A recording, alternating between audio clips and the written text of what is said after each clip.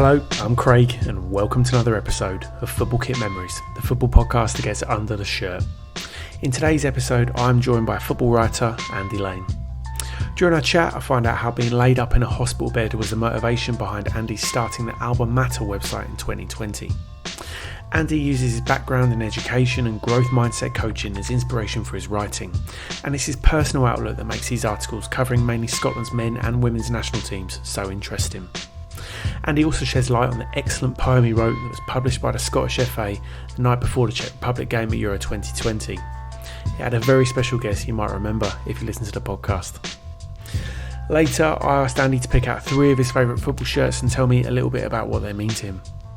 Andy shared some great memories as we reminisced about reading football annuals cover to cover and the same football VHS titles till they were worn out. We started in Mexico in 1986 and the great home shirt El Diego wore to dazzle defenders at the tournament.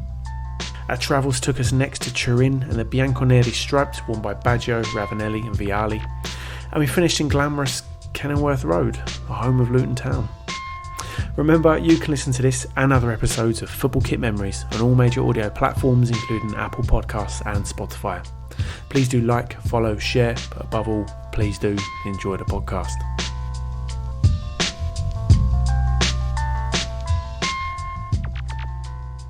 Okay, so today on the podcast, I'm delighted to say I'm joined by a football writer, Andy Laing. How you doing, mate? I'm doing well, Craig. Thanks for having me on. Mate, it's great to have you here. Been wanting to have a chat with you for a long time. So, mate, you're the man behind website Alba. People might know you from socials too. Tell me a bit more about it. Yeah, sure. So Alba came about in kind of April 2020 from a hospital bed of all places because I was itching for something to do. Yeah. And take my mind off things, and I'd always taken to writing. So I started writing about Billy Gilmore, who had just kind of burst onto the scene, as the saying goes, as Micah Richards put it, and, you know, blew me away alongside everybody else. So I just started writing, and from that I started thinking about Scotland's midfield and wrote about that. And because I'm a tutor for growth mindset, I kind of folded in what I knew about that and education, and one thing led to another, and I'm still going. So that's the short and sweet version there, Craig. I'm not sure how much more in depth you want to go. Well, very much so. I think it's very interesting, the stuff you do. I would say, I mean, look, this is for you to tell me, and you can correct me if I'm wrong, but I'd say it's very, very varied in the kind of like the way you approach. So it's not your traditional football blog, I don't think. Some of the articles you write are very kind of varied, and especially you bring a lot of your own personal background into these articles that you put out, I think, which I enjoy. Sure. Yeah. I think I kind of let the cat out of the bag when I said I was in a hospital bed, but that very much, like, I've got 3 kids, young family, and it was a kind of scary moment. So my wife and I kind of had to reevaluate things, and do you know, honestly, man, like, I think it was more for me a kind of therapy, and I was really pleased that people were reading it and responding to it. Yeah. You know, I wasn't claiming to be doing anything necessarily new, but the only thing I could bring was what I knew about my working world and professional life and personal life, and just kind of write about what you know. Yeah. So that's been the mantra, if there ever has been a mantra behind Alba, it's that, which I suppose varies so much because you try and fold in lots of things. You know, like, education is so broad that really you can talk about it in any kind of sphere you want, you know, whether it be inclusion, which is very much something close to my heart, or and something that football as an industry is kind of getting a hold of now. You know, they're recognising that they could be more inclusive places, and I think that's a really lovely thing. Yeah. So, you know, with that, for example, is something that I know about, I can write about, and I also love football. So I try to kind of marry those two worlds, really. That's really it, yeah. And it's not always just Scotland, right? Scotland is a big part of it, but it's kind of like a wider kind of view on things too, right? Yeah, sure. So I had the name before I had anything, right? So I had Alba Mater, thinking that's a good name. I should probably use that, you know. I had to Google what it And meant, Andy, to be honest with you know, man, the only reason I knew what it meant is because my brother-in-law's a GP, right? And he you. mentioned it one time, and I was like, "Oh, right, okay." So it's the stuff that goes around your brain and protects your brain, and you know, your spinal. It's quite important stuff, Alba Mater, you know, and obviously Alba being Gaelic for Scotland and stuff. Yeah. So I was like, great name, cool. Never do anything with it. And then that day kind of bought a website all in one thing and went for it. But yeah, you're right. I'm Scottish, so I can't be anything other than Scottish. And I have a huge passion for the Scotland national teams, both the men's and the women's. So I've got 3 daughters, as I said, and the youngest is 5, right? But the oldest is 11 and middle one's 9. So they were at their Stirling Albion training camp today. So, you know, they absolutely love football. And it was a joy for me as their dad to start taking them along to the Scottish women's team's games, because the standard of football was just amazing. And the role models and the fact that they all came down and spoke to the kids afterwards and everything, you know, it was just... Right.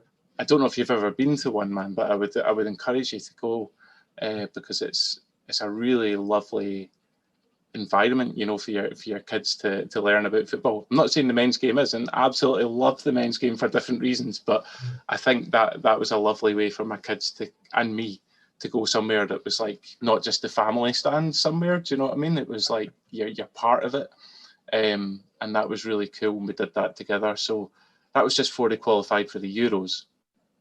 And you know, we got to know all their names and everything like that. And Kim Little's been in my eldest wall for like 4 or 5 years or something now. So of course she's really happy that she's doing so well in the Olympics and things like that.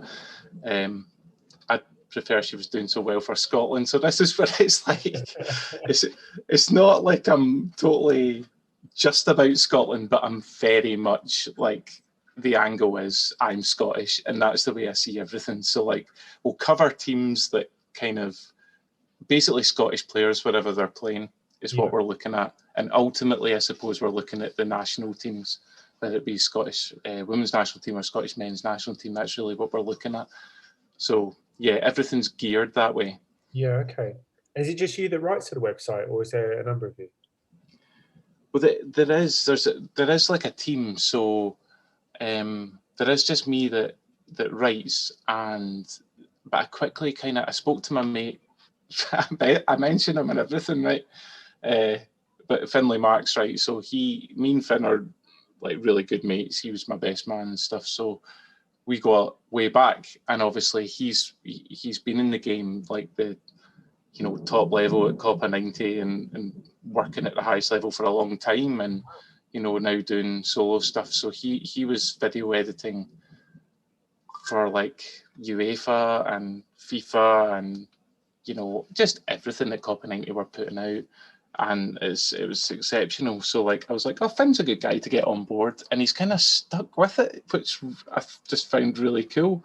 So I think the biggest compliment I was given was like, because I really trust what Finn says. Yeah, I don't know if you're the same, but like you've got a few mates that you just really trust. And Yeah. I was a bit hesitant to show him the Billy Gilmore article, and he was a bit hesitant to read it because he was like, "Oh man, if this is crap, like what did I say?"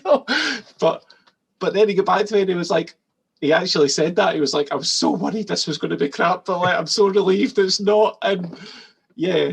So Finn got on board early, and actually he was like, "Do you know what would be really cool would be if we did what don't know if you ever listened to the Nutmeg Yes, I do. podcast?" And yeah, so they do lovely kind of red articles, and I love those. So I said to Finn, we should do something like that, and he was like, "Yeah, we should do something like that." And then he ended up just recording it when he was furloughed, and we did the first 3 as audio versions. So that's Scotland's midfield, Billy Gilmore, John McGinn, Scott McTominay. They're all audio versions as well as written. Okay. And so that all of a sudden we weren't just writing, we were doing audio stuff. And then because Finn's passion is video, and we used to watch every film under the sun, like when we were students together. So like that was naturally the next thing that we kind of went into. Yeah. So kind of dabble with everything, but ultimately I write things and then I give it to Finn and he kind of makes it sound and look good, you know. Nice. So yeah. Okay, proper like multimedia team. I like that. So Yeah. one of the things that I really wanted to talk to you about, a poem you wrote just before the Euros happened about Scotland and the kind of movement from the Scottish mentality, perhaps of defeatism, to a more positive one, which obviously kind of reflects the stuff that you do with Alba Mater. And it was read by Pat Nevin, or at least half of it was. Do you want to tell me the story behind that and how that all happened? Sure. Is this for it? See, you set me up here, so I'm going to say it on your behalf, like it was you who was a big part in it, because you had him on the pod here, and I got in touch and I was like, Craig, if you don't mind me asking, like, how did you get in touch with Pat Nevin? Because Pat was always a big part of our thinking in terms of his approach to things. He always came at things from a different angle, Right. and like, I know Finn and I both really appreciated that about him. And you know, he's really hard to pin down, Pat Nevin. He's kind of an enigma, isn't he? And like, Busy we man. just thought it, yeah, a busy man in demand. But I think that shows like there's a lot of people who enjoy listening to him. And we wanted somebody who represented like days gone by, you know, like who played for Scotland if possible. We just set our sights pretty high and thought, well, that would be amazing. And honestly, like Euro 92, and I wrote an article on this as well, so this was all there before we asked Pat. So, but Pat Nevin was my favourite player in Euro 92, you know, so he was like a tricky winger and would dip a shoulder and go by a player and go by another player and get, you know, just a wonderful player to watch. Yeah. And as a young kid getting into football, I absolutely loved that. So eventually, yeah, you said, well, you could try this, and we tried it, and he got back and said, you know, I'd love to. Can we have a chat? And you know, it was just the easiest thing. He really is such a friendly, lovely guy on the phone. A busy man, as you said. Like he had the best excuses going in terms of, Andy, I can't be long if I'm on 5 Live in 5 minutes or something. I'm like, okay, fair enough, Pat, that's fine. But you know, I think the way I wish we'd got in touch maybe a bit earlier, but the poem wasn't written earlier. Oh, wow. So like, yeah, so I was on the Tartan Scarf pod and I felt bad to Gordon Shiak because I was like, because Gordon's a pal and he was saying, so what are you doing for the Euros? And I was totally burnt out, man. I was knackered from the year at school. I just did an operation. I was like, I don't think I'm doing anything. And then there was that newspaper that must not be named. Their headline was, what is it? Something about who? I can't even remember now. Scott the Who or something. Yeah, household names or something. And Yeah. I can't even remember it now. But it shouldn't have triggered me, and it did. And I went and wrote this poem in about half an hour. And I put my undergrads in commercial music, right? So I knew I can mix stuff and things like that fairly well. And so I put a track underneath it and cut it and sent it to Finn. And Finn listened to it in the bus in London and was like, I can see it forming in my mind. It needs to be video. I was like, cool, okay. And then we threw some names around. And Pat Nevin was honestly the first footballer we thought of. We just thought he would be brilliant for just representing what Alba Mater is all about, really. You know, kind of thinking, using your noodle to think a wee bit more, think different, you know, to coin that Apple phrase, like try and come at it from a different angle. And Pat was always really good at that. So, yeah, and in terms of splitting up the poem, it was just, I wish we did more time then to kind of work on cadence and all that, and kind of the delivery with the cut of the video and the sound, because Pat was amazing and what he sent to us was brilliant. And I said to him, look, Pat, we just want you. I don't really want you, like, me telling you what to do. Like, just you interpret it, you go for it. And he did. And it was wonderful. But the best thing about it was the first verse, where he was like the older voice, an ex-pro, talking about days gone by where we just missed out. And then when I took over, it was like a new voice, a different voice. And that Finn had the idea that way, and then we checked it with Pat, and it really worked, So anyway, it seemed to really work. People seemed to really enjoy it. I really liked it, mate. How did it get picked up by the SFA? Because they tweeted it out, right? Wasn't it the night before the first game against the Czechs? Is that right? Yeah, man. Yeah, it was. And Finn and I were like, this is nuts. This is absolutely mental. So Alba Matter's basically completed, so I can retire at any point. Like that's as good as it gets. But I suppose if I told you stories like Finn and I used to get in for nights out, right, and play PES, Pro Evo, whatever you called it. We would play it, whatever iteration was out at that point, and we only went Scotland, and we only tried to win the World Cup. Okay. So we had been fans for forever, basically, complete anoraks. And just to put us in context, I got married 2009, right? And Finn's opener to my wedding speech, to his wedding speech about me was, it's been a long time coming, and after 8 or so years of ups and downs along the way, and peaks and troughs, and he kind of eked it out a wee bit more. And then, people were thinking, oh, that's really nice. He's going to say Andy and Esther. And then he went, I can finally report that last night, and this is true, Andy and I finally won the World Cup with Scotland on top player. I was like, yes. So we kind of came from there. And his wedding gift to me was the formation that we played with all the player names that we had. And a T-shirt of that. So it's just... to go from that, just a pure fan, someone who loves Scotland, to then producing something on the eve of the first tournament in 23 years that the national team pick up, is just mental. And to answer your question, we just thought, why not? That's basically my default on any of this stuff is why not? Why don't we just... The worst they can say is no, we don't like it. And we sent the audio draft, and they were like, that's awesome. And then I said, look at Finley's showreel in terms of video, and that will give you an idea of what kind of standard he can produce with this poem. And we're talking to Pat and Evan, and they were like, great, we'll go for it. And then when we sent it across, they were just so lovely, honestly. People like to think that it's just people walking about in suits, like the SFA, and I don't know what people think, but sometimes they'll just go, the SFA, they couldn't have been nicer, man. They could not have been nicer. So yeah, it was a guy called Jack there who's just lovely, lovely guy, mega encouraging, and said, we'll put it out just before the first game. That's incredible, man. That's incredible. Amazing, man. So, mate, looking back at the Euros and being the positive guy that you are around Scotland, how do you feel it went, and how do you think it looks for the future? Oh, mate, Craig.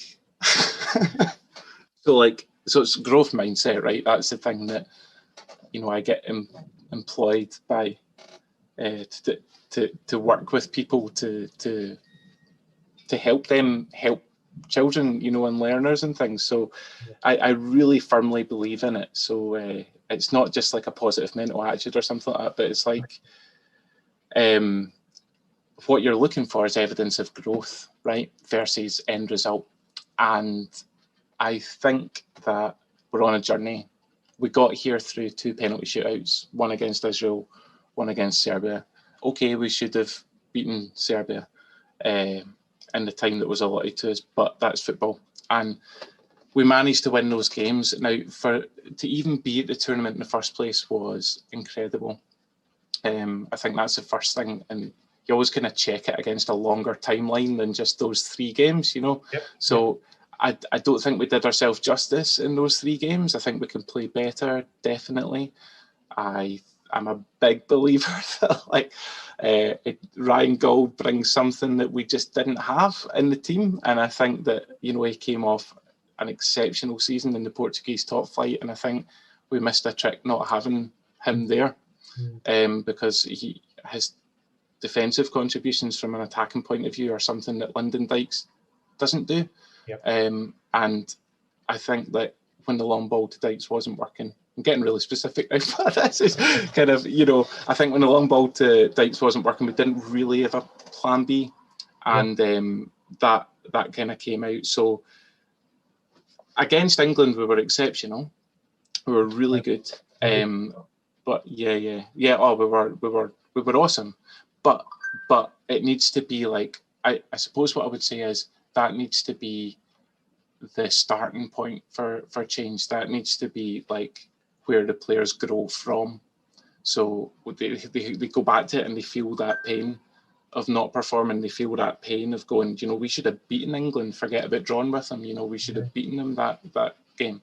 And that's where growth mindset is not woolly. It really looks at what went wrong and then goes, this actually happened. This is fact. This was disappointing. However, how do we harness what was good about it and use that to grow and build? And so my long answer is that, but my short answer is we could have been better and we underperformed. However, I think that we're going. It's really interesting the next wee while, because I think Clark now, he's had a lot of goodwill from Scotland fans, myself included.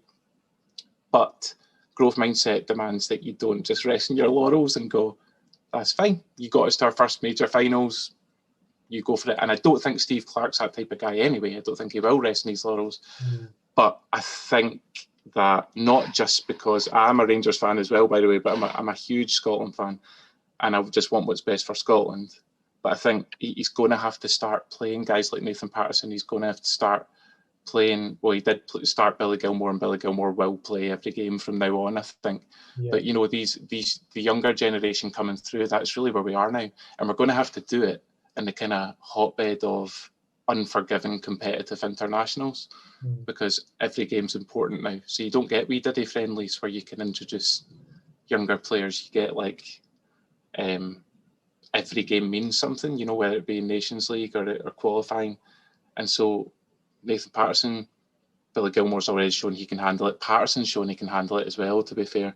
And then you've got guys maybe further afield who are not yet champing the door, but will be very soon, like Aaron Hickey. And so I think there's all these guys coming up that Steve Clark is going to have to make some brave calls pretty soon. I think it's interesting the stuff you talk about, plan A and a plan B, and I would agree you didn't necessarily have a plan B as readily available. But I think, when you talk about looking at things long term, there's been times that I can remember where there wasn't even a plan A. Don't even say that flippantly. Do you know what I mean? It's to be there and to have a plan A, and to that worked against England. We did okay, but we want to do better. I think that's the kind of way I'm feeling. Absolutely. Definitely. Absolutely. Yeah. So I wanted to ask you, so you said you completed Alba Mater, but I don't believe you. I think you completed where do you want to take it, mate? What's next for you with the website and with the videos you're making and stuff like that? Where would you like to take it? Yeah, man, I think, I give big rambling answers. I always apologise for this in podcasts. I do give big rambling answers, but then I write big rambling pieces so people know what they're getting, Craig. I think working with people is amazing. I love working with people. I think learning's best done in collaboration, and that's always been my belief. So there's a lovely community of which we're both a part in Scotland, producing some excellent fan-made material. And what I would love to see, and then I can properly retire, right? But my big goal would be a fan zone outside Hampden. Yeah. And trying to pull that together and actually make that happen. Alba Mater, we're thinking about the brain, we're thinking about mental health, we're writing about this stuff, we're talking about that. What I would love to see, even if this was the only thing that Alba Mater brought, was like a mental health check-in and check-out from home games at Hampden, even if we had a wee tent outside or something. So this is what I'm thinking. Yeah. I don't know if this is anything that will ever happen, but... You'd be busy on the way out, mate, if you're checking people. You'd have a queue right away outside the Glasgow, mate. Well, see, all I would do is welcome people in, right? I've got a mate who's a counsellor, and two mates are my brother as well, right, who's offered to do counselling, and I'm like, you boys would be busy, but I would just welcome people in and give them a wee leaflet on the way out. So happy days.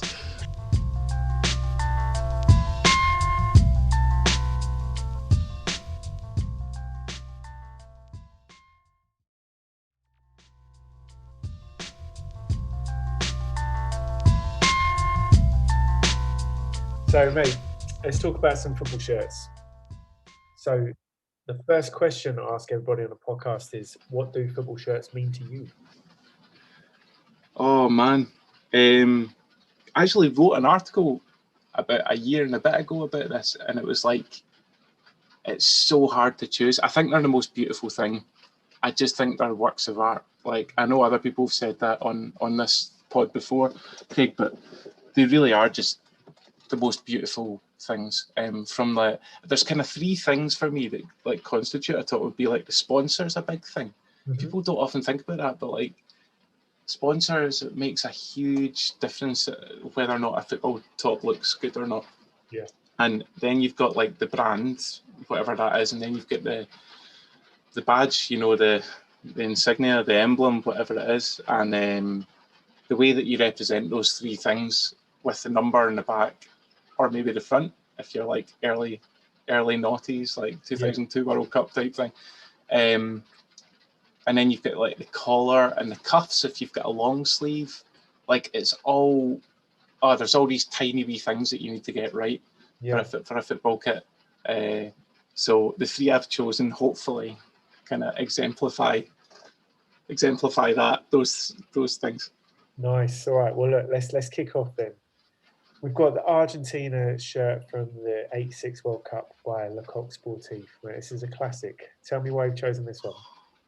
Oh, it's just beautiful, man. I don't know what you're thinking. Yeah, you're smiling, nodding, but like, it's just.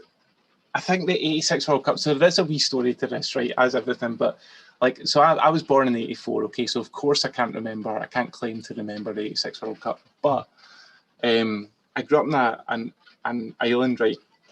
It's not like a sob story. I had a very happy childhood, but we didn't have like loads of money, and we certainly like the island shops like didn't have like.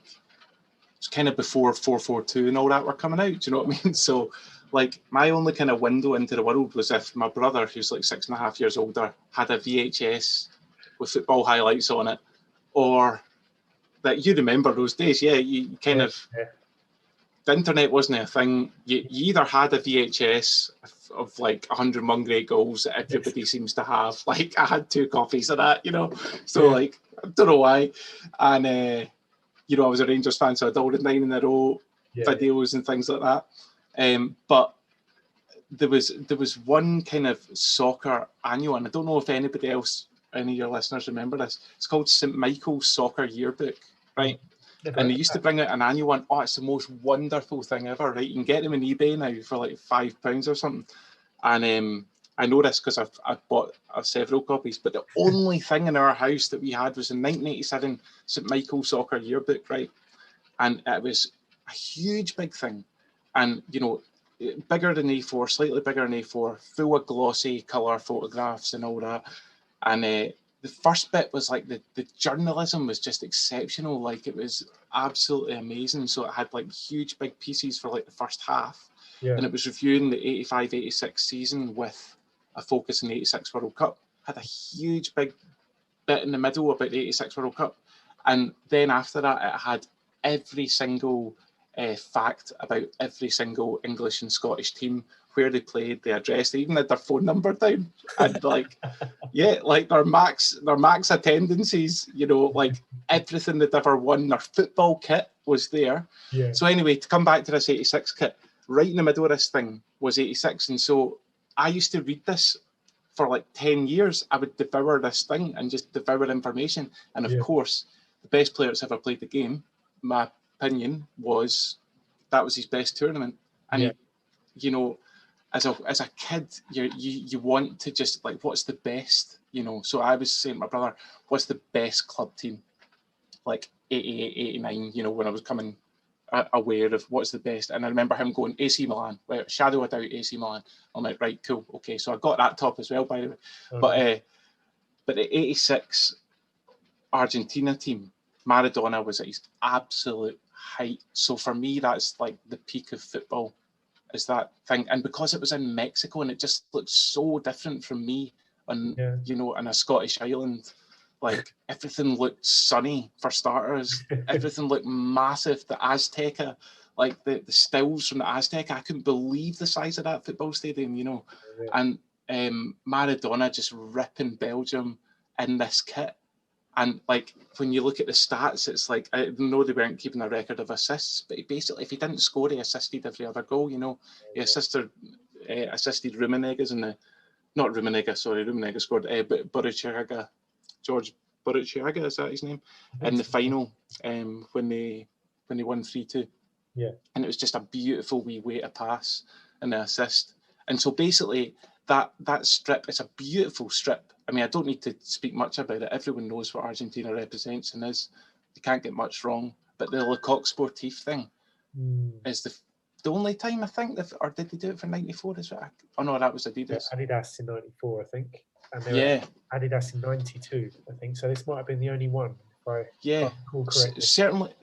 And just the triangle of that is such a cool emblem. So you can't get that strip wrong.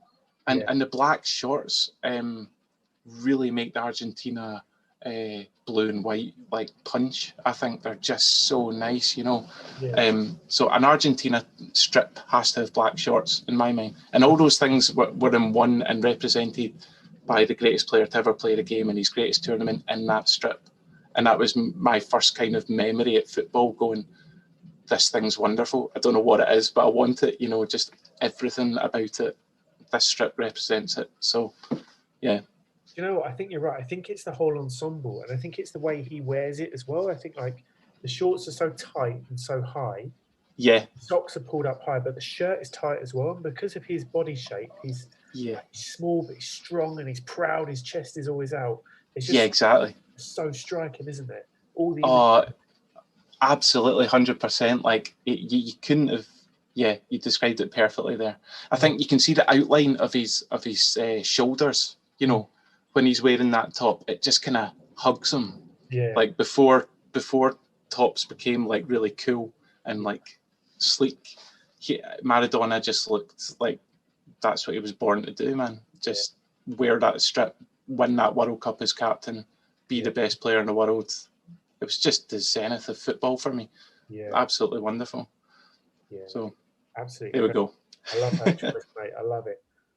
Okay, so we're coming up with your second choice. So this is the Juventus 94-95 Kappa home shirt. It's the blue. It's one with the blue Danone sponsor. It's the one you're wearing right now. Listeners won't know. So, mate, tell me why is this one so special for you?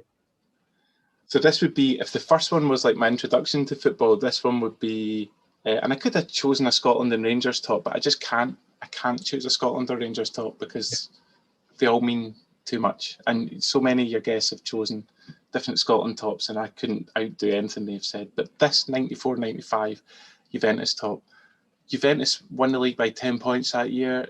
They had Baggio, Vialli. Like, for me, that year, Vialli was the player that just... I've never seen anyone strike a ball the way that he... there's a really famous goal. It's a left foot volley. I think it's against Parma away. And it kind of comes across his body and you think, oh, it's gone too far. And he just extends his left foot perfectly, catches it full on the dropping ball. Yeah. And it rises into the near post top corner. And then he just goes, boom, like arms aloft, standing in this top. And I don't know if he was wearing long sleeve at that point, but I definitely remember this. That's this top I'm wearing has been with me since then. It's an original. But I think what that embodies for me is like playing with my brother and my brother's pals. And as an 11-year-old, the 94-95 season for me is when kind of, I don't know, I always operate in seasons. I'm sure you're the same, but 94-95 seemed modern to me for some reason. I don't know why, but I can't remember any players having like long sleeve tops in Scotland before 94-95. Right, okay. So like, it was just such a cool thing, you know, like when you're 10 or 11, just these things are really important, like the details. And so to be given this, a long sleeve top of the player who scored that goal on Gazzetta Football Italia, you know, when everybody seemed to be scoring belters. If it wasn't Vialli, it was like the team they had was just amazing. They had Paulo Sousa in the middle of the pitch, who I just thought had the coolest name going. Do you know what I mean? And that was a big deal for me at that point as well. I'm like, oh, I love them because of that. I love them because of Vialli. I love them because of Baggio. Yeah. And I loved that Baggio came back after the disappointment of the World Cup and had such a wonderful season. Yeah. That, like, I felt connected to that through Gazzetta Football Italia. So this top kind of embodies just that whole 90s Saturday morning, waking up, all you care about is football. You're so excited to go down the park and like make box nets. Do you know what I mean? Like, because nowhere in the UK had box nets really before then. So like me and my pals would like, and we'd call them Deli Alpi nets, you know, and we'd like go in the courts and kind of would take bits of string and would instead of the stanchion, you'd pull the thing up so that it sat higher. And sometimes we'd move the goals out so that when you scored, you could run around them like in the Deli Alpi, you know. Like, and then the guys would come who had actually paid for a court and they're like, right, we man beat it. But straight off, yeah. Did they keep the nets? Did they keep the nets? Is that an innovation they enjoyed? Do you know, man? No, they didn't. I think we were actually responsible for ripping quite a lot of those nets, I think. But just those memories, you can never take them away. And the 90s was just such a special decade for football. And like Rangers were still competitive. Well, they were still competitive. Here's how I'll end this on. Rangers drew Juve and, you know, in the Champions League. Yeah. And I just knew what was coming, man. I was like, oh no, we're going to get humped. And we did, like 4-0 at home, 4-1 away. Richard Gough scored away. Yeah. So, and you know, they were just like, I'm pretty sure Del Piero actually came on the scene and he cut in, past Alec Cleland maybe on the right-hand side. Oh, of course he did, because he did the Del Piero turn, you know, the one where no one had seen it before, and he did it against, I think it was Gary Boland, poor Gary Boland. And like, you're just thinking, oh man, we're not as good as them. I think Italian teams were certainly just felt scary when you drew them in Europe. And I was going to say, it's nice that you mentioned that, because I remember being Celtic fans, right? I remember watching that game with my dad. He did that turn, and we went and practiced that turn in the garden for a couple of weeks afterwards. I used to like run up and down the garden trying to do Del Piero's turn. Long, you know. Oh, it was just, and it was so romantic, you know. It was like, because I don't know about you, we didn't travel abroad much growing up, and like that was a window into another world, you know, the same way the Azteca was in Mexico. Yeah, I would love to go to Mexico, but I've not yet made that, but I have, because I'm a huge Maradona fan. My wife and I went to Sorrento for our wedding anniversary, and we flew into Naples, and I had my Napoli kit on with Maradona 10 in the back, you know. So it was like, it's funny how these things stay with you still, and they make you feel a certain way. You know, you want to be a part of it somehow. So like, I know Napoli and Juventus are very definitely not the same team, by the way, but that whole Italian football for me, I wasn't really, I'm not a Juve fan, you know, I'm not a Napoli fan, but I'm a fan of Italian football. And it was just the way either that turn made you feel, or Vialli's volley made you feel, or Van Basten. Like, man, oh, wow. There's some videos you return to again and again on YouTube, and Van Basten's one of them. You're just like, that guy had everything. What a player. Wow. Anyway. So, mate, this is your third choice, and this one I found very strange, because I grew up in Luton, right? I'm guessing you've got no connection to Luton at all, but you've chosen... None whatsoever, no. Okay, that's interesting. So you've chosen the Luton Town, I think this was used between 82 and 84, home shirt by Adidas. Yeah. I tell you what, before we go into it, we'll just describe it very briefly, because people might not know this one. So It's an Adidas. It has the trefoil logo. It's white and it has orange sleeves with blue stripes down the sleeves, and 3 blue stripes. White shorts, white socks. Yeah. Tell me, where does this choice come from? For your listeners, if they want to check this out, they haven't ran away here. Please don't. I think this is pure aesthetic purposes here. I think this is the most beautiful kit ever made. So first of all, it's Adidas, right? And crucially, it's got the Adidas stripes down the arm. It follows into the shorts, and the middle stripe is split a little bit. So like, it's nice. It's so cool. And then you've got the, in the, what do you call it, the top bit of the sock. The roll downs. Yeah, you've got the 3 stripes continuing with the same colour as the top, which I think is very important. It's like Argentina 86 type thing. And I think this blend of this colour scheme is about as perfect as it gets. Like, it's a really, really, really dark blue. So it looks black, but it's a really, really dark blue. And then you've got like a white background. Yeah. And you can't go wrong with, like, even that would be lovely. But then crucially, you've got this kind of Valencia-esque kind of burnt orange. So it's like, it's not just a bright orange, it's like a burnt orange. And it's also in the badge. I don't know if that's still Luton's badge, but it's a beautiful badge. Like, different now, very different now. Yeah. And then you've got the original, you've not just got the 3 stripes down the arm, you've actually got the Adidas trefoil. Yeah. And so it's got everything there. And crucially, I spoke about sponsors. So just having a really simple tech sponsor, I find great.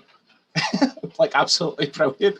So Bedford trucks, you can't get much default in that, but it's in the same blue as the the stripes down the arms and the shorts.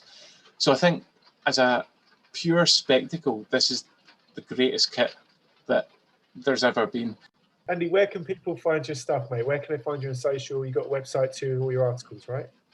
Sure, yeah. So it's at Alba_Matter on Twitter, and if you just Google Alba Matter football, you'll get it. So albamatter.com. It's where we do most of our stuff. And say hello on Twitter, please do. Fantastic, mate. Well, look, mate, thanks so much for those choices and those stories. It's been really great to talk to you, and great to finally meet you as well after all this time. And you, Craig. Thank you, my man. And can I just say, for your listeners, don't cut us out. Yours is one of the podcasts I always listen to. I think you're an excellent host, and it's a brilliant podcast. So be encouraged. Keep going. Very kind, mate. Thanks so much.